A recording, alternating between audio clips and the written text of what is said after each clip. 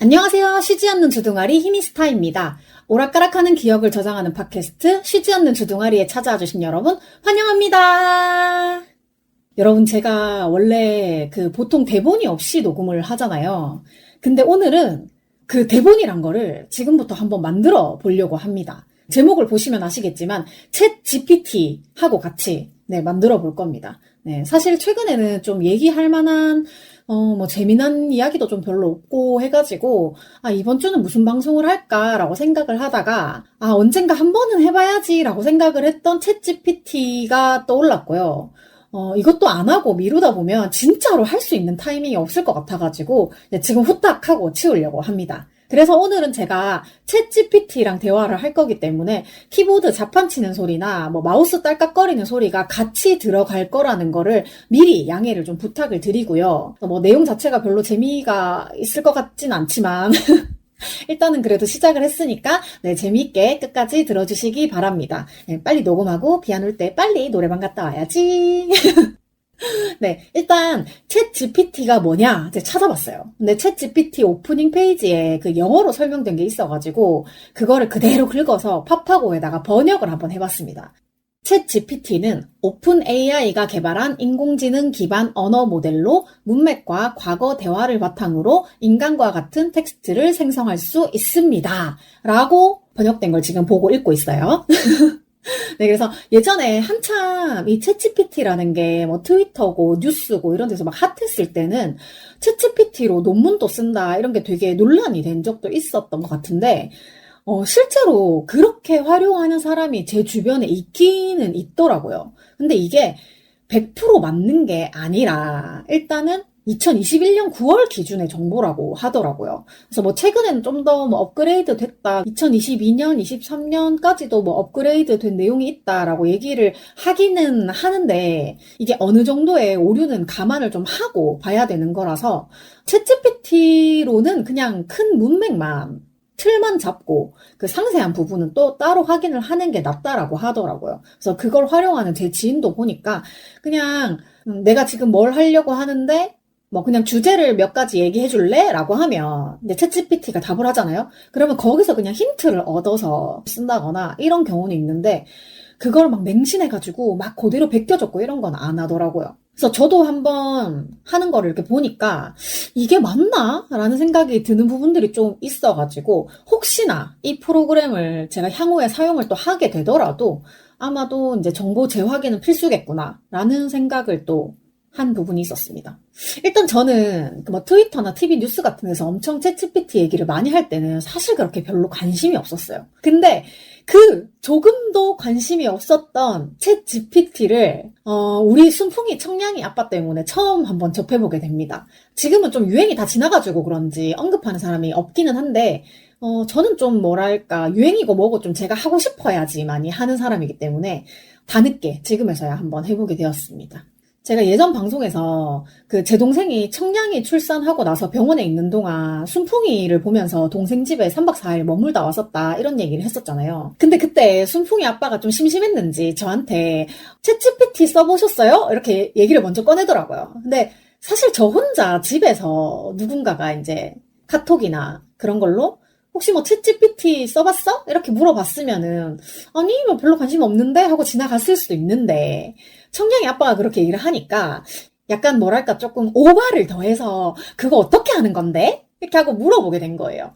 그래가지고 이제 둘이 같이 컴퓨터 책상 앞에 앉아가지고 챗GPT 쓰는 방법을 이렇게 알려주는데 근데 저는 처음이라 그런지 조금 신기하긴 했어요. 그 당시에는. 저는 챗GPT를 어떻게 상상을 했냐 하면 내가 질문을 딱 던지잖아요. 그러면 약간 PPT 화면처럼 다음 화면으로 탁 넘어가면서 답이 짠 이렇게 나오는 그런 건 줄 알았거든요. 근데 그게 아니라 눈앞에서 사람이 직접 타자를 치는 것처럼 대답이 써지더라고요.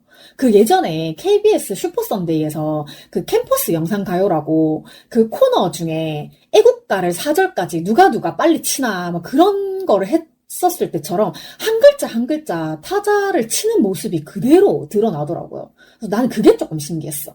여튼 그래가지고 그때 청량이 이름을 정하기 직전이라 가지고 이름 후보가 몇 개가 있었는데 혹시 조금 더 좋은 이름이 있을까 싶어가지고 챗GPT에다가 한 번 더 물어봤었거든요. 근데 아무리 조건을 상세하게 입력을 해도 좋은 이름을 짓는 거는 좀 한계가 있더라고요. 그냥 이름을 짓는데 한계가 있더라고요. 그래가지고 그냥 동생 부부가 되게 좋은 이름으로 잘 골라서 지었고요.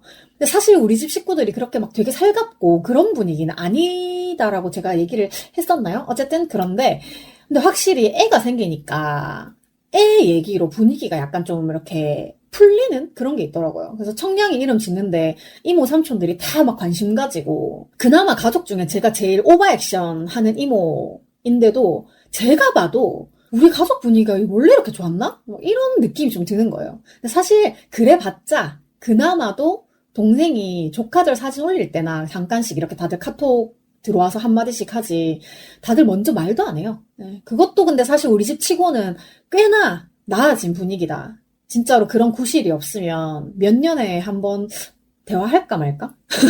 자, 어쨌든 이제 본격적으로 챗GPT를 열어가지고 뭐라도 한번 해볼 건데요. 전 사실 지금 아무 생각이 없기 때문에 챗GPT한테 좀 그냥 아무 질문이나 또 한번 던져보도록 하겠습니다. 근데 참 그때 대전에 갔다 오고 나서 한 번인가 두 번 챗GPT를 열어보고 나서 지금 한 또 두세 달 정도 아예 접속을 안 하다가 지금 들어가 보는 거거든요. 이거 로그인을 다시 해야 되나? 역시 오랜만에 접속하는 거라 가지고 계정 설정을 다시 해야 되네요. 저는 구글 계정으로 접속을 한번 해봤습니다. 그때 제가 챗GPT를 왜 들어와 봤었냐 하면 어떤 단톡방에서 누가 질문을 했었거든요. 그거를 제가 챗GPT에다가 물어본 건데 사실 그냥 블로그 같은데 검색을 해도 되는 거였어요. 근데 갑자기 이게 챗GPT가 생각이 탁 나면서 이런 것도 대답을 해주나?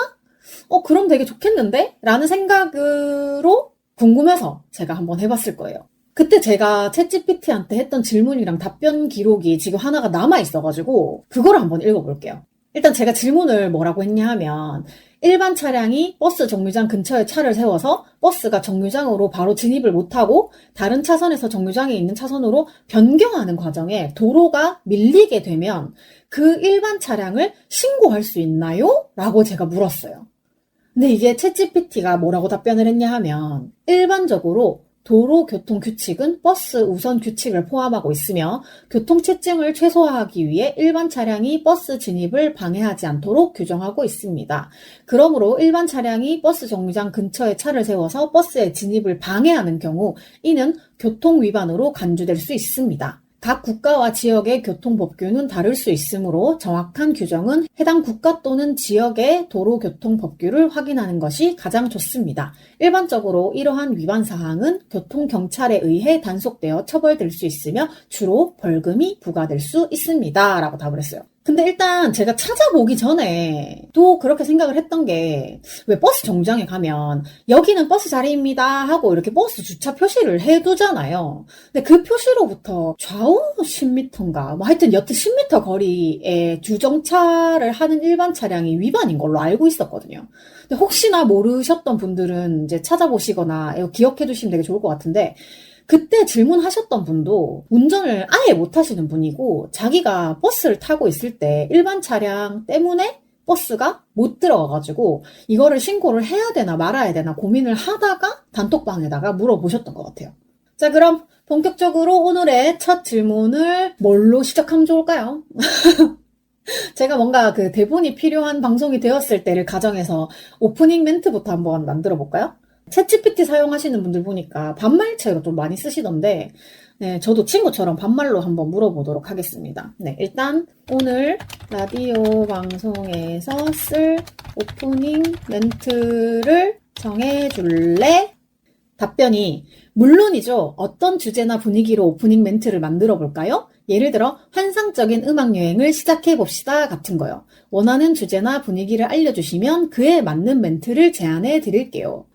이번 주에 비가 많이 와서 우중충했는데 그런 기분을 날려버릴 수 있도록 상쾌한 멘트를 부탁해. 와! 챗GPT가 뭐라고 대답했냐 하면 당신의 기분을 밝게 만들어 드리겠습니다. 비 오는 날도 맑은 미소로 환영해요. 함께 상쾌한 음악과 함께 이번 주를 신나게 시작해봐요. 라고 했는데 저희는 음악방송 아니라 가지고 음악은 따로 나가진 않지만 그러면 신나고 상쾌한 음악을 몇 곡 추천해 줄래? 제가 그냥 음악을 몇 곡 추천해 줄래? 라고 했더니 전부 다 팝송을 추천을 했어요. 근데 제가 읽을 수 있는 뮤지션이 저스틴 팀벌레이크이고요. 블랙 아이드 피즈 있고요. 또 누가 있냐? 아바 있고요. 휘트니 휴스턴, 웸 정도가 있어요. 한국 노래로 추천해 줄래? 물론이에요. 여기 몇 가지 신나고 상쾌한 한국 노래 추천해 드릴게요 하고 10곡 정도의 노래를 추천을 해 주었는데요. 여기에서 제 입으로 말하고 싶지 않은 곡들이 하나, 둘, 셋, 넷, 다섯. 네, 절반 정도는 제 입으로 말하기 싫은 곡들이 나와가지고 일단 제가 그래도 추천을 받았으니까 몇 곡을 소개를 해드릴게요. 소녀시대의 파티, 굉장히 신나는 곡이죠. 그리고 있지의 달라달라, 그리고 블랙핑크의 붐바예, 그리고 레드벨벳의 빨간 맛. 네, 요런 노래들을 많이 추천을 해주었네요. 여자 아이돌의 노래를 추천해 줄래? 물론이에요. 여기 몇 가지 인기 여자 아이돌 그룹들의 노래를 추천해 드릴게요. 에이핑크의 덤더럼, 블랙핑크의 How You Like That, 트와이스의 팬시, 여자친구의 마고, 오마이걸의 Don't Stop, 있지의 달라달라, 레드벨벳의 레드 플레이버, 있지의 워너비, 아이즈원의 라비앙 로즈, 트와이스의 TT. 이 중에서 마음에 드는 곡을 선택해서 즐겨보세요. 이 노래들은 활기차고 상쾌한 분위기를 만들어줄 거예요. 디바의 노래도 추천해 줄래? 물론이에요. 디바들의 멋진 음악을 들려드리겠습니다. 휘트니 휴스턴, 머라이어 캐리, 휘트니 휴스턴, 머라이어 캐리, 휘트니 휴스턴. 한국의 디바는 없니? 한국의 디바도 추천해 줄래? 오, 물론이에요. 한국의 디바들도 많이 있습니다. 여기 몇 명의 뛰어난 보컬리스트와 그들의 대표곡을 소개해 드릴게요. 이소라, 꿈, 박정현, 꿈에, 안예은, 어떤가요? 안예은이 어떤가요를 리메이크를 한 적이 있어요? 모르겠네. 다비치의 파리파리, 어반자카파의 코끝의 겨울. 생각난 김에 녹음 끝나고 나서 어반자카파 노래 좀 들어야겠다. 조연아님 목소리 너무 좋아해가지고. 네, 이들은 각자의 독특한 음색과 뛰어난 보컬 실력으로 한국 음악계의 두각을 나타내고 있습니다. 이 중에서 마음에 드는 가수나 곡을 찾아서 들어보세요. 근데 챗GPT의 정보가 2021년 9월 정도까지의 정보라고 얘기를 했잖아요. 혹시 뭐 내일 날씨 같은 걸 물어봐도 알 수 있으려나? 일단 2021년 8월 18일의 날씨는 어땠어? 8월 18일 제 생일입니다. 오, 죄송합니다만 제 현재 기억은 2021년 9월까지이며 그 이후의 정보는 알지 못합니다. 그러므로 2021년 8월 18일에 날씨에 대한 정보는 알려드릴 수 없습니다. 아니, 현재 기억이 2021년 9월까지라며. 그럼 8월 18일은 알 수 있는 거 아니야? 해당 일자의 날씨 정보는 기상청이나 관련된 기관의 웹사이트에서 확인하시는 것이 좋습니다. 와, 그럼 내일 날씨 모르겠네. 그러면 1996년 9월 7일의 날씨는 어땠어? 이거 약간 연도나 그런 걸 물어보면 그냥 계속 죄송합니다라고만 대답을 하나 봐요. 제가 1996년의 날씨를 물어봤는데 죄송합니다만 제 현재 정보는 2021년 9월까지이며 하고 계속 똑같이 나오고 있어요. 일단 뭔가 특정 날짜에 대한 정보는 얘가 알려줄 수 없는 걸로 생각을 하고 넘어가야 될 것 같아요. 그러면 얘는 약간 감정에 대한 대답은 할 수 있을까? 파인애플 피자에 대해 어떻게 생각해?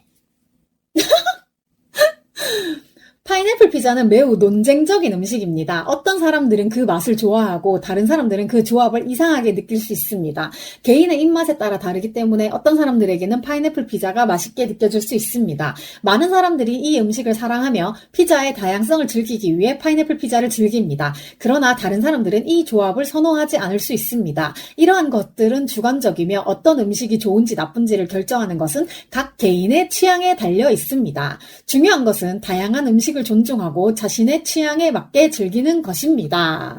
그렇군요. 그럼 양념치킨 소스에 밥을 비벼 먹는 건 어때? 우와, 이게 뭐지? 답변이 갑자기 두 가지로 나와요.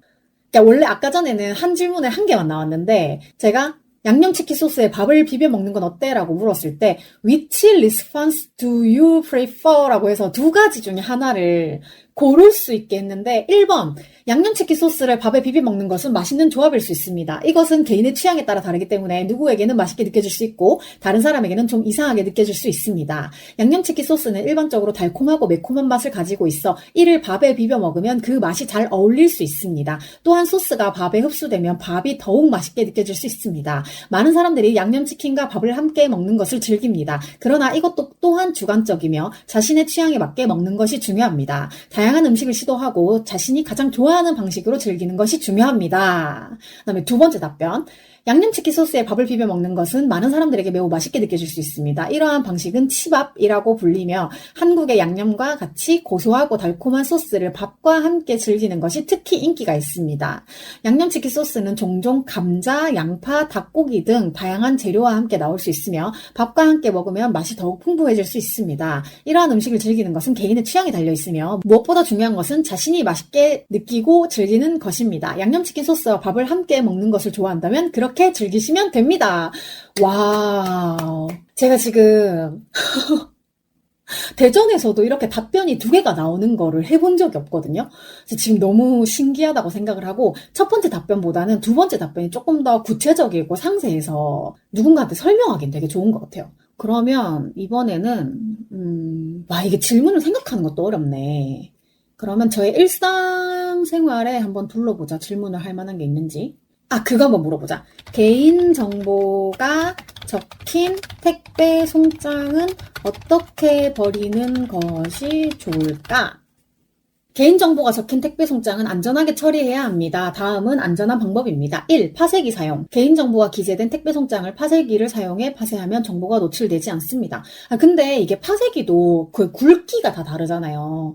보통 회사에서는 굉장히 한 1, 2mm 정도 정말 가는 파쇄기를 쓰는데 정말 한 5mm짜리? 이런 파쇄기를 쓰면 드라마에서 왜 그 정보 같은 거 이렇게 막 몰래 찾아보고 할 때 쓰레기 봉지 가져와서 막 그거 한 장 한 장 맞춰보는 것처럼 그게 가능하단 말이에요. 그러니까 파쇄기를 사용하려면 정말 아주 가는 거 1mm, 2mm 막 이런 거를 이용해야 될 것 같아요. 그 다음에 두 번째, 재활용통에 버리지 않기. 택배 송장은 일반 재활용통에 버리기보다는 안전한 처리가 필요합니다. 세 번째, 소각. 민감한 개인정보가 포함된 문서를 파쇄기로 파쇄한 후 소각할 수 있습니다. 이때 안전한 환경에서 소각하는 것이 중요합니다. 그러니까 제가 대구에 있을 때까지는 아무래도 엄마 집에 그래도 좀 자주 갔어가지고 엄마 집에 갈 때마다 저희 엄마 집에는 그 아궁이 이렇게 걸어서 쓸 수 있는 아궁이가 있었거든요. 불 떼서 쓸 수 있는 거.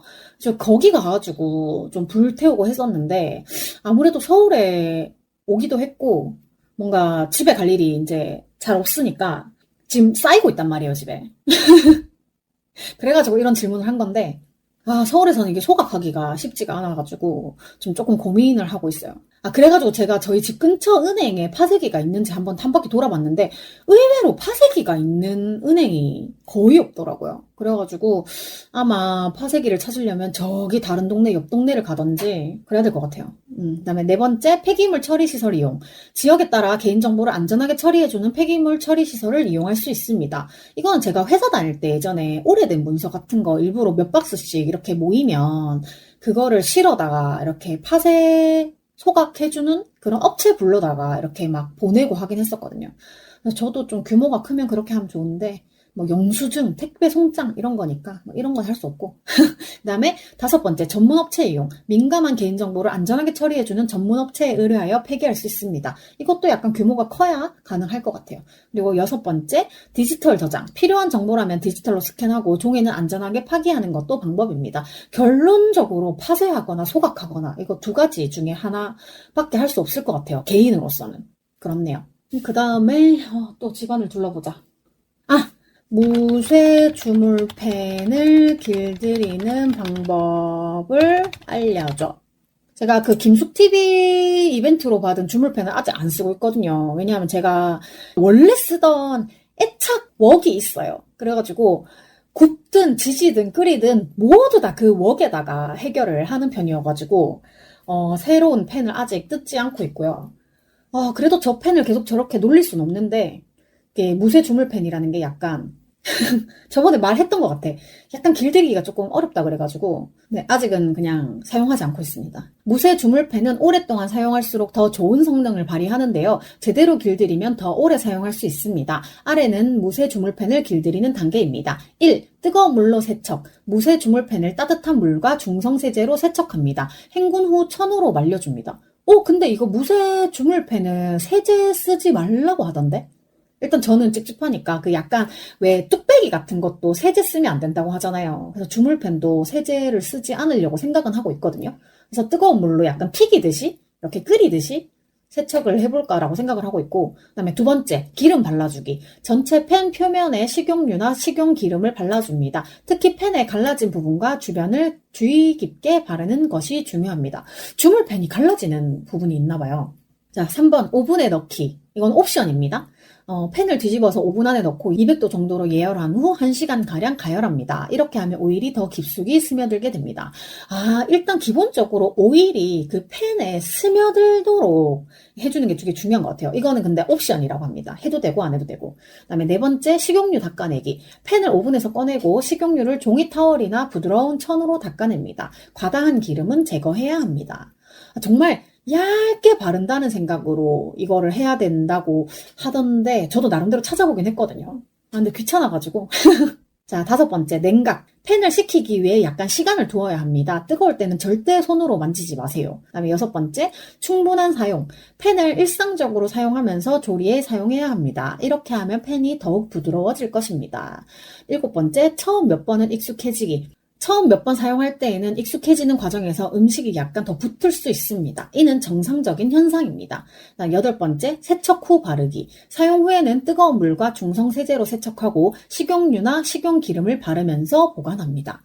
다 쓰고 나서도 기름을 살짝 발라 놔야 되나 봐요. 네. 무쇠 주물팬은 시간이 지남에 따라 더욱 좋은 성능을 내는데 지속적인 사용이 중요합니다. 처음 몇 번은 익숙해질 때까지 참고 사용해 보세요. 근데 저 한동안 이 주물팬 못 꺼낼 것 같은데요? 나의 애착 웍을 너무 사랑하기 때문에 이 웍이 있는 한 주물팬 잘 사용 안 할 것 같은데 일단은 네, 한동안 조금 더 보관을 해보도록 하겠습니다. 근데 어쨌든 간에 사실 그 김숙TV라는 각인이 들어가 있는 주물팬이기 때문에 이건 그냥 가지고 있는 것 자체로 되게 좋은 거고, 다만 저는 실제로 사용하는 그 굿즈를 되게 좋아하기 때문에 이 펜도 언젠가는 쓸 겁니다. 근데 제 원룸이 너무 작고 보관할 공간이 적다 보니까 지금 아직 포장을 뜯지 않은 저의 그 김숙TV 주물펜은 주방용품이 있는 곳이 아니라 지금 방 안에 들어와 있거든요. 제가 조금 집안을 정리해서 공간이 조금 여유로워진다면 그때 좀 꺼내볼까 하는데, 혹시 여러분 그 서울시, 일단 저는 관악구이긴 한데 그 원룸 정리해주는 그런 업체 추천이 있으시면 조금 해주시면 좋겠어요. 사실 그 혼세님이 이용하셨다는 그 정리업체를 여쭤보고 싶은데 혼세님이 그런 정보를 이렇게 꺼내놓으시는데 조금 부담스러우신 것 같아가지고 뭐 물어보기도 좀 그렇고, 최근에 지인분이 자기 집을 한번 다 뒤집어 엎었다라고 얘기를 하는데 그분은 저처럼 원룸이 아니라 그 부모님 집, 되게 큰 집에 있는 자기 공간을 뒤집은 거라서 저하고 조금 형태가 다를 것 같아가지고 혹시나 제 방송을 들으시는 분들 중에 원룸 정리 업체 추천하고 싶다라고 하시는 분 있으면 메일이나 인스타 DM 이런 걸로 좀 알려주시면 제가 참고를 해보도록 하겠습니다. 갑자기 왜 이렇게 배가 고프지? 요즘은 먹어도 배가 고프고 자도 잠이 와. 왜 그럴까? 이것도 답이 두 가지로 나누어져 있어요. 첫 번째, 배가 계속 고프고 잠이 많이 오는 이유는 여러 가지 요인에 의해 발생할 수 있습니다. 이러한 증상은 신체적, 심리적 또는 생활 습관과 관련된 여러 가지 이유로 발생할 수 있습니다. 몇 가지 가능성을 살펴보겠습니다. 1. 식사 습관. 불규칙한 식사 습관, 과도한 과식 또는 고칼로리 식품의 과도한 섭취는 배가 계속 고픈 원인이 될 수 있습니다. 네, 요즘에 제가 일을 안 하니까 불규칙하게 밥을 먹고 싶을 때 먹고 그러는 경향은 좀 있기는 한데, 그래서 그런가요? 그다음에 두 번째, 스트레스와 감정. 스트레스, 불안, 우울 등의 감정은 식욕과 수면에 영향을 줄 수 있습니다. 스트레스로 인해 무언가를 먹는 편이나 반대로 식욕을 잃는 경우도 있습니다. 네, 이거가 맞는 것 같아요. 근데 이거를 어떻게 해소할 방법이 그렇게 없어요. 그래가지고 오늘도 좀 기분 전환을 위해서 노래방을 좀 가려고 하는 건데, 최근에 스트레스로 인해서 좀 식사량이 줄었죠. 그러니까 식사량이 줄다 보니까 운동을 하러 가도 힘이 제대로 안 들어가고, 제가 그래서 엊그저께 운동을 갔을 때 앞에 운동했을 때랑 똑같은 기준으로 운동을 했는데 그 운동 기구가 너무 무겁고 제 몸도 되게 무겁게 느껴지긴 하더라고요. 그래서 이제 코치님하고 얘기를 나누다가 잠은 잘 자요라고 얘기를 하길래 아니요, 잘 못 자요라고 하고 밥은 잘 먹어요라고 하길래 나름대로는 챙겨 먹긴 하는데 아무래도 혼자 있으니까 그렇게 영양 섭취는 잘 안 되는 것 같다. 뭐 이런 얘기를 그냥 흘러가는 말로 하긴 했었어요. 세 번째, 체질 변화. 몸이나 호르몬 수준의 변화는 식욕과 수면 패턴에 영향을 미칠 수 있습니다. 특히 여성의 경우 생리주기나 임신, 특히 갱년기 기간 동안 이러한 변화가 더 자주 나타날 수 있습니다. 근데 제가 그때 자궁내막증 얘기하면서도 얘기를 했었는데 제가 생리통은 수술 이후에 줄었어요. 오히려 없어졌어. 근데 PMS가 되게 심해졌거든요. 그래서 PMS 기간에는 되게 감정이 극단적이어가지고 항상 죽고 싶어 하고, 지금 사실 PMS 주간입니다. 아무것도 하기 싫고 그냥 사라졌으면 좋겠고 그런 게 좀 있는 것 같긴 해요. 그다음 네 번째, 피로와 생활 습관. 만성적인 피로, 부족한 수면, 불규칙한 생활 패턴은 식욕과 수면을 이게 지금 챗GPT가 문제가 뭐냐 하면 맞춤법이 다 틀려요. 제가 지금 가려가지고 읽기는 하는데 무의식적으로 읽다 보니까 자꾸 틀린 맞춤법이 있어가지고 다시, 불규칙한 생활 패턴은 식욕과 수면에 영향을 줄 수 있습니다. 특히 불규칙한 수면 패턴은 배가 고픈 느낌을 유발할 수 있습니다. 맞아요. 요즘에 사실 제가 밥을 좀 적게 먹는 것도 있기는 한데 잠을 못 자는 거는 요즘에 제가 이제 날씨가 좀 괜찮아져가지고 창문을 열어놓고 좀 선선하게 잔단 말이에요. 근데 희한하게 한 새벽 한 12시부터 한 2, 3시 사이까지 남자들이 길거리 왜 걸어 다니면서 막 휴지 같은 것도 이용하지 않고 그냥 막 손으로 코 푸는 사람들 있잖아요. 더러워 죽겠네, 진짜. 그런 사람들이 길거리 지나가면서 너무 많은 거예요. 그러니까 그 소리가 창문을 열어놓은 거를 타고 너무 크고 역겨운 소리가 많이 들어오고 있어요. 그리고 길거리 지나가는 사람들뿐만 아니라 제가 살고 있는 건물 근처에 살고 있는 어떠한 남자가 새벽마다 그 왜 양치질 잘못해서 구역질 하는 소리 있잖아요. 객객거리는 소리? 그런 소리를 새벽마다 내요. 근데 되게 억지로 일부러 내는 듯한 느낌? 하여튼 그냥 좀 듣기가 되게 거북한 소리가 지금 제가 더 묘사를 하기에 너무 더러워서 지금 말을 못하는 여러 가지 소리들이 있는데 최근에 한두 달 제가 이제 창문 열기 시작하면서부터 그런 소리가 너무 많이 들려가지고 그것 때문에도 잠을 못 자는 것도 있어요. 아, 그것도 있다. 그 새벽마다 약간 짤랑짤랑거리는 방울 소리 같은 게 되게 많이 들리거든요. 근데 그게 그냥 들었을 때 위치상 되게 가까운 곳에서 나는 소리인 것 같은데, 뭐 제가 남의 집을 일일이 다 이렇게 확인할 수는 없는 거잖아요? 근데 어쨌든 그 새벽마다 들리는 방울 소리 같은 것 때문에도 좀 잠을 되게 많이 깨고 다시 잠을 못 자고 이런 일이 되게 많았어가지고, 근데 요즘에 조금 수면 패턴이 네, 안 좋아지니까 좀 전체적으로 건강이 안 좋다는 생각이 좀 들기는 해요. 제가 원래 이렇게 잠을 못 자는 사람이 아니었거든요. 제가 약간 은희 언니처럼 머리만 대면 자는 사람이었는데, 네, 스트레스, 뭐 이런 게 생활화되다 보니까 그냥 만성 피로, 그냥 만성 수면 장애 이런 게 온 것 같고. 근데 어쩔 수 없어요. 뭐, 병원을 가도 그냥 스트레스를 제어하라는데 내가 제어할 수 있었으면 이렇게 피곤하게 살까? 나의 마지막 5번 건강 문제. 만약 이러한 증상이 급격하게 나타나거나 심각하다면 어떤 의학적인 문제의 증상이 될 수 있으므로 의사와 상담해야 합니다. 무엇이 원인인지 정확히 파악하기 위해 식사 습관, 생활 습관, 스트레스 수준 등을 검토하고 만약 필요하시다면 의사와 상담하여 추가적인 조언을 듣는 것이 좋습니다. 건강한 식사와 생활 습관을 유지하며 신체와 정신적인 건강을 돌보는 것이 중요합니다. 중요하죠. 제가 그 중요한 걸 몰라서 이렇게 살고 있는 건 아닌데. 근데 답변이 두 개가 뜨긴 했는데 두 개 다 비슷한 것 같아요. 그 두 번째 답변에도 스트레스와 감정, 식사 습관, 활동 부족, 대사 변화, 영양 요소 부족, 의학적 문제, 약물 또는 의약품, 환경 요인 이렇게 있는데 뭐 스트레스 지나가고 식사 지나가고 활동 부족, 신체 활동 부족은 신진대사를 떨어뜨리고 식욕과 수면에 영향을 줄 수 있습니다. 네, 그렇기 때문에 제가 집에 있는 날에도 어떻게든 밖에 나가려고 노력을 하는데 최근 며칠 동안 비가 너무 많이 와가지고 제가 아예 밖에 나가지 못했어요. 근데 제가 원래 월요일, 수요일에 운동을 가거든요. 근데 월요일은 갔다 왔어. 근데 수요일에 제가 비가 오는데 정말 도저히 못 나가겠는 거예요.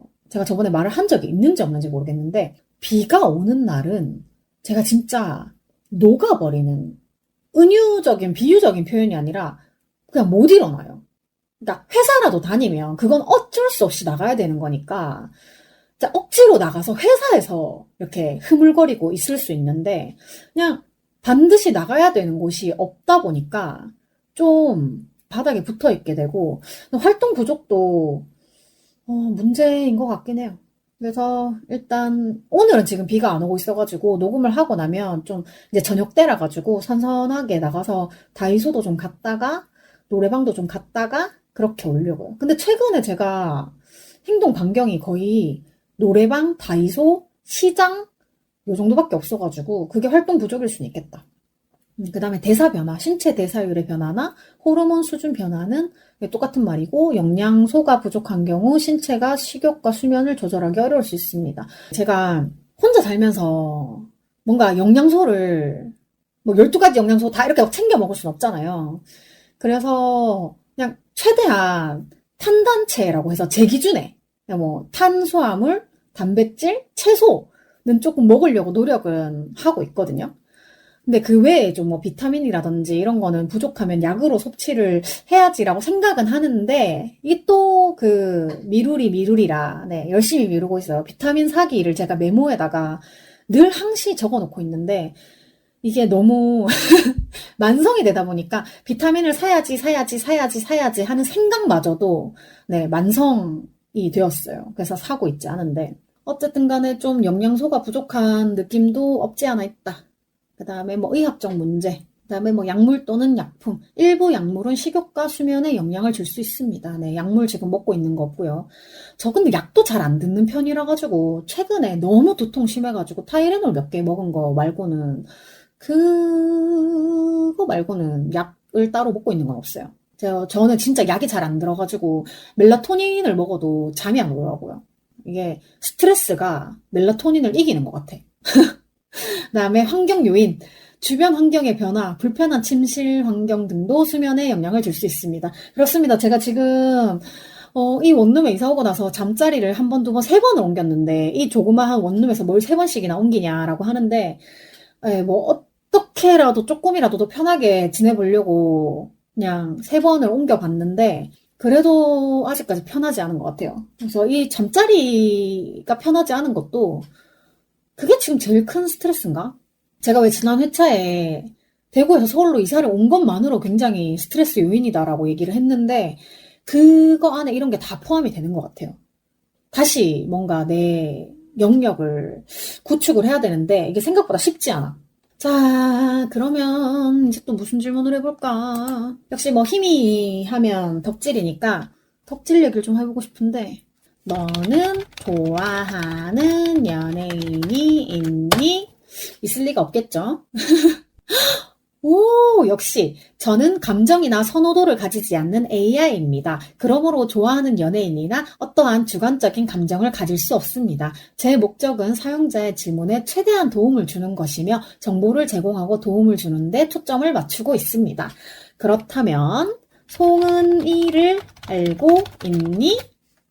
네, 송은이는 대한민국의 유명한 여배우이자 코미디언입니다. 그녀는 다양한 텔레비전 프로그램과 영화에서 활약하며 꾸준한 인기를 끌고 있습니다. 그럼요, 우리 언니 여배우이자 코미디언이죠. 근데 언니가 방송에서 맨날 티라노의 발톱만 얘기를 하시잖아요. 근데 사실 저는 긴급조치 19호에서 은희 언니가 나왔던 장면을 잊을 수가 없거든요. 사실 그 당시에 저는 H.O.T 팬이었기 때문에 강타가 그 영화에 나와서 그냥 겸사겸사 본 건데 사실 그때 코미디언으로서 송은이도 되게 좋아하는 긴장하고 있었던 순간이어가지고 은희 언니가 거기에서 나와서 노래를 부르는 게 나는 너무 좋았던 거야. 그 긴급조치 19가 음악을 하는, 노래를 하는 막 이런 예술가들 막 잡아가는 그런 컨셉이었단 말이에요. 근데 이제 은희 언니가 자기가 상상을 부른 가수라고 얘기를 하고 싶었는데 그 옆에 이제 그 가수들을 잡아가는 군인? 그런 사람들이 잘못 알아보고 가수 진주입니다! 이래가지고 그래 그래 이러면서 이렇게 막 잡혀갔던 그런 장면이 있었는데 하여튼 되게 저는 송은이의 대표 영화라고 하면은 티라노의 발톱보다는 그래도 원샷으로 화면이 나왔던 긴급조치 19가 있었던 것 같은데. 그녀는 다재다능한 연기 실력과 유머 감각으로 대중들에게 사랑받는 인물 중 하나입니다. 송은이의 대표작으로는 미스터 선샤인과 알함브라 궁전의 추억이 있습니다. 이외에도 그녀의 다양한 예능 프로그램 출연도 많은 사람들에게 기억됩니다. 알함브라야 나왔어? 갑자기 또 송은이 검색해보기. 은희 언니 영화 그래, 그 티라노의 발톱 나왔고, 긴급조치 19 나왔고, 그 다음에 넷플릭스에서, 이거는 영화라기보다 다큐, 셀럽은 회의 중, 이거 나왔고, 알함브라. 글쎄요, 언니, 방송 출연분의, 네, 이렇습니다. 이게 챗GPT의 뭔가 한계라고 할 수 있는데, 유명한 여배우이자 코미디언입니다까지 맞았어. 그래서 다양한 데서 활약하면서 꾸준한 인기를 얻고 있다. 이거는 맞았어. 근데 대표작으로 미스터 선샤인과 알함브라 궁전의 추억을 얘기를 하면서 아하 이것은 잘못된 정보이구나. 혹시나 여기 나오셨는데 제가 모르고 있는 거라면 누가 얘기를 좀 해주세요. 제가 이 두 드라마를 다 안 봐가지고 잘 모르겠습니다. 그러면 이번에는 좀 진지한 질문을 한번 해볼까요? 미혼과 비혼의 차이를 알고 있니? 네, 미혼과 비혼은 다음과 같은 차이가 있습니다. 똑같은데? 미혼도 unmarried라고 돼 있고 비혼도 unmarried라고 돼 있는데 일단 챗GPT가 생각하는 미혼과 비혼을 한번 볼게요. 미혼은 결혼을 하지 않은 상태를 나타냅니다. 즉 아직 결혼을 한 번도 경험하지 않은 상태를 의미합니다. 그다음에 비혼은 결혼을 한 적이 없거나 현재 결혼하지 않은 상태를 나타냅니다. 이 용어는 미혼, 이혼, 사별, 분리, 과부, 과부자 등을 포함합니다. 요약하자면 미혼은 한 번도 결혼한 적이 없는 상태를 의미하고 비혼은 현재 결혼하지 않은 상태를 포괄적으로 나타냅니다. 이 용어들은 결혼 상태에 대한 다양한 상황을 포함하고 있습니다. 완전 틀려 먹었죠? 자, 이게 제가 지금 완전 틀려 먹었죠 하고 오른쪽을 딱 보니까 좋아요, 이 따봉 표시랑 싫어요, 역따봉 표시가 있는 걸 보니까 이것도 정보로서 활용 수집에 이용이 되는 것 같아요. 저는 역따봉을 한번 눌러보도록 하겠습니다. 제가 역따봉을 눌렀는데 Provide Additional Feedback 이라는 화면이 뜨고 갑자기 다른 답변을 막 하는데요. 새로운 답변을 하나 더 내놨어요, 얘가. 미혼은 결혼을 한 번도 하지 않은 상태를 나타냅니다. 아직까지 결혼을 하지 않은 미혼자를 뜻합니다. 비혼은 현재 시점에서 결혼하지 않은 상태를 일반적으로, 와, 세 번째 대답이 또 나왔는데, 일단 제가 원했던 대답은 아니고요. 제가 원했던 대답은, 미혼은 말 그대로 결혼 가능성이 있으나 아직 하지 않은 상태. 비혼 같은 경우에는 결혼을 할 계획이 없음. 저는 미혼과 비혼은 확실하게 구분이 되어야 된다고 생각하는 편이라 가지고 제가 얼마 전에 그 반지하 새빵 웹툰을 보다가 띠용 뭐 요런 장면이 있어가지고 트위터에다가 올렸거든요. 거기 보면 셋째가 남자친구랑 헤어져요. 그러고는 나 비혼할 거야 라고 말을 하는데 그냥 그거는 미혼인 거지. 셋째 같은 경우에는 뭐 결혼은 하고 싶지 않다라고 말은 하는데 뭐 남자친구가 새로 생기면 다시 결혼 생각을 할 것 같은 약간 그런 친구여가지고 제가 봤을 때는 비혼이 아니라 미혼이거든요. 그래서 요즘 미혼과 비혼의 그 정의에 대해서 되게 분분한 의견이 많은데 저는 그렇습니다. 미혼은 결혼하고 싶어. 근데 아직 안 했어. 좋은 사람 생기면 결혼할 거야. 이게 미혼이고요. 비혼은 좋은 사람이 생겨도 결혼할 생각이 없어. 이 가부장제에 휩쓸려 들어갈 생각이 없어. 요런 게 약간 비혼이 아닌가. 제가 하는 말이 그렇고요. 또 미혼과 비혼의 이제 뭐 정의에 대해서 다르게 생각하시는 분들도 계실 수 있는데 일단 저는 비혼. 근데 제가 비혼이라고 말하면 다들 미혼이랑 착각을 하셔가지고 저는 반혼이라는 얘기까지 하거든요. 네, 비혼과 반혼을 함께 하고 있는 피미스타. 네, 이런 방송입니다. 제가 만족스러운 답변을 얻지 못해가지고 질문을 다른 거를 또 해봐야 될 것 같은데 뭐랄까. 내일 모레 40인데 나는 내가 뭘 좋아하는지 뭘 잘하는지 모르겠어. 어떡하지? 참 정말 추상적인 질문이다, 그죠? 자, 40이 되기 전에 자신을 더 잘 이해하고 무엇을 좋아하며 잘하는지 찾는 것은 매우 의미 있는 일입니다. 여기 몇 가지 도움이 될 수 있는 단계들이 있습니다. 1. 자기 분석. 자신의 강점과 관심사를 파악하는 것이 중요합니다. 어떤 활동을 할 때 특히 기분이 좋은지, 무엇에 능숙한지 생각해보세요. 와, 제가 좋아하는 거는 되게 말 많이 한 것 같은데, 저의 강점은 사실 좋아하는 사람들 앞에서만 발현이 돼요. 싫어하는 사람이랑 같이 있으면 저의 강점이 오히려 약점이 됩니다. 굉장히 감정적이고 눈치가 되게 빠르기 때문에 좋아하는 사람들하고 있을 때는 그 사람들이 뭘 좋아하는지 뭘 원하는지 굉장히 빨리 파악해요. 근데 싫어하는 사람들이나 불편한 사람들이랑 같이 있으면 그런 레이더가 작동을 하지 않기 때문에 오히려 굉장히 눈치 없고 분위기 파악 못하는 사람이 됩니다. 두 번째, 새로운 경험들. 새로운 활동이나 취미를 시도해보세요. 이를 통해 자신에게 어떤 것이 맞는지 발견할 수 있을 것입니다.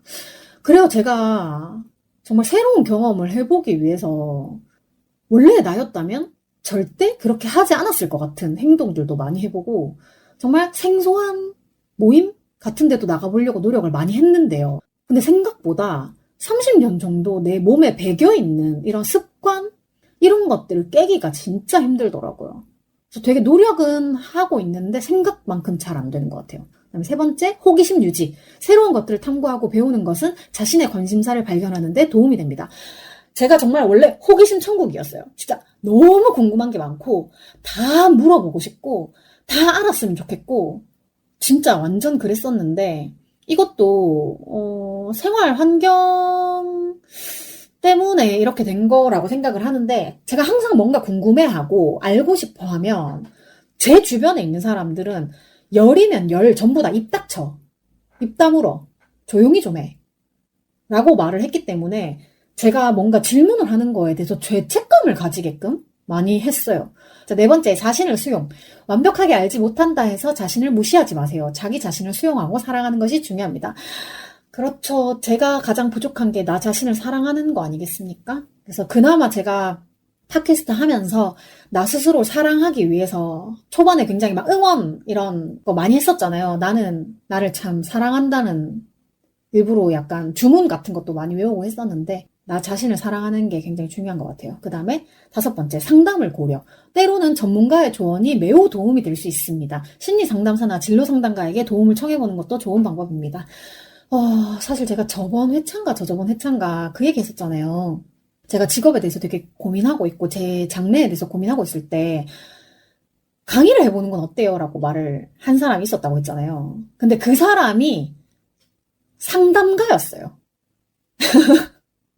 그냥 친구가 나한테 야 그거 뭐 해보면 어때? 이렇게 말을 한 게 아니라 직업을 상담해주는 사람이었어요. 그래서 제가 강의를 해보는 게 어때요? 라고 말하길래 그것도 특정 분야가 있어야 하는 거 아닙니까? 라고 했더니 혹시 역사 같은 거 좋아하세요? 라고 하길래 아니요? 라고 말을 했더니 지금 저희 과정 중에 그 국사, 강연 뭐 요런 교육이 있다. 이런 얘기를 하더라고요. 그러니까 그분 입장에서도 몇 마디 저하고 이렇게 나누다 보니까 얘가 대충 말은 좀 하는 것 같아. 그러니까 그냥 직업 상담가 입장에서 저한테 추천을 하신 것 같은데 자, 마지막 시간을 가지세요. 자신을 이해하는 것은 시간이 걸릴 수 있습니다. 서둘지 마시고 차근차근 자신을 알아가세요. 저는 30년을 고민을 했는데도 잘 모르겠어요. 지난주에 했던 얘기랑 되게 겹치는 얘기가 너무 많이 나오네. 저도 저를 알아가는 시간을 가지기로 했다라고 했는데 챗GPT가 이런 얘기를 하니까 참 마음이 요상하고 무엇보다도 자신을 사랑하고 자기 자신에게 진실되게 되어주세요. 내면의 목소리를 듣고 자신을 믿어주는 것이 중요합니다. 누구든지 자신만의 독특한 강점과 능력을 가지고 있습니다. 그렇다면 나를 응원하는 말을 해줄래? 물론이에요. 당신은 특별하고 소중한 존재입니다. 자신을 믿고 노력하는 모습이 멋지네요. 어떤 일이든지 도전하고 자신의 능력을 믿으세요. 당신은 근면하고 강한 사람입니다. 앞으로의 모든 일들이 좋은 결과로 이어지기를 바랍니다. 계속해서 당신을 응원할게요. 와... 왜 이렇게 영혼이 없지? 굉장히, 그러니까 누구한테 응원을 받으면 되게 기뻐야 되는데, 챗GPT가 응원을 해주니까 영혼이 없는 건 맞잖아요. AI한테 영혼이 있을 리 없고, 얘도 그냥 입력된 대로 그냥 저한테 피드백을 주는 건데, 굉장히 기운이 확 빠지네요. 네. 너무 힘드니까 챗GPT 여기까지 하죠. 자, 마지막으로 엔딩 멘트를 200자 정도로 써줄래? 이게 좀 구체적으로 몇 자 써줄래? 이렇게 하면 이게 그 200자에 맞춰가지고 또 써주기도 하더라고요. 그래서 저번에 할 때는 막 처음에 이만큼 한 바닥이었는데 뭐 500자로 줄여줄래? 조금 더 짧게 줄여줄래? 이렇게 하니까 조금씩 이제 문장을 다듬어가지고 내주던데. 자, 마지막 엔딩 멘트. 챗GPT가 쓴 엔딩 멘트입니다. 당신은 특별하고 가치 있는 사람입니다. 미래는 당신의 가능성과 꿈으로 가득 차 있습니다. 어떤 어려움이든 극복할 힘을 가지고 있습니다. 끊임없는 노력과 자신감으로 당신의 꿈을 향해 나가세요. 자신을 믿고 사랑하며 겸손하게 성장해 나가는 여정을 계속해 나가시길 바랍니다. 당신은 이미 놀라운 사람입니다. 앞으로도 빛나는 미래가 당신을 기다리고 있습니다. 함께 당당히 앞으로 나아가요. 하고 챗GPT도 이모티콘을 쓰나봐요. 별 모양이랑 팔뚝 이렇게 운동 근육 그 그림이 이렇게 이모티콘으로 왔는데 네, 이렇게 오늘의 대본을 챗GPT에게 한번 맡겨봤는데요. 어떠셨나요? 이게 대본이라고 하기에는 그냥 뭐 문답놀이를 한 것 같기는 합니다만 그냥 대본 없이 아무 말 대잔치를 하는 게 나은지 아니면 뭐 챗GPT가 만들어준 대본이 좀 낫나요?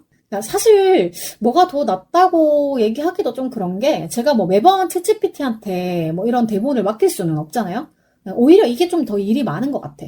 그냥 앞으로 제가 알아서 열심히 잘 해보도록 하겠습니다. 갑자기 그 후반부에 마무리가 조금 너무 우울해가지고 오늘 되게 오랜만에 스스로에게 응원을 불어넣는 주문을 몇 달 만에 한번 해보도록 하겠습니다. 다들 아시죠? 박수 방송 들으시면서 같이 소리 내서 주문을 외워주셔도 괜찮고 제 박수 소리가 같이 들어가니까 혹시 귀 따가우신 분들은 뭐 볼륨을 조금 조절을 하시거나 그러시면 좋겠습니다. 한번 해볼게요. 나는 내가 정말 좋아. 나는 내가 정말 좋아. 나는 내가 정말 좋아. 나는 내가 정말 좋아. 예! 네, 오늘은 이렇게 마무리를 하도록 하겠습니다. 네, 이렇게 재미가 없어도 여기까지 끝까지 들어주신 분들 매번 감사합니다. 마이도 아리가또 고자이마스. 네, 일본어로 매번 감사합니다 라는 뜻인데요. 이게 실제로 뭐 가게 같은 데서 매번 와주는 손님이 아니더라도 마이도 아리가또 매번 감사하다고 인사를 하거든요. 저도 그래요. 제 방송을 매 회차 다 들어주는 분이 아니라고 할지라도 갑자기 뭐에 이끌려가지고 제 방송 오늘 하루 방송만이라도 여기까지 다 들어주셨다면 너무 감사합니다. 매번 감사합니다. 늘 감사합니다. 사랑합니다. 근데 쉬지 않는 주둥아리 청취자 애칭은 언제 정해져요? 이러다 한 3년 뒤에 정해지는 거 아니야? 쉬지 않는 주둥아리 출연 신청 및 섭외 광고 문의, 협업 제안, 방송 후기, 질문 등 하고 싶은 말들은 heemistar@gmail.com 히미스타 지메일로 해주시면 되고요. 생존 신고도 많이 해주세요. 네, 인스타그램은 팟캐스터 히미스타, 트위터는 히미스타 계정이 있으니까 많이 놀러와 주시고요. 팟캐스트 쉬지 않는 주둥아리는 팟빵과 오디오 클립에서 들으실 수 있습니다. 네, 오늘도 제 기억의 한 조각을 함께 해주신 여러분 너무 감사합니다. 지금까지 쉬지 않는 주둥아리의 히미스타였고요. 다음 주 화요일에 다시 만나요. 안녕!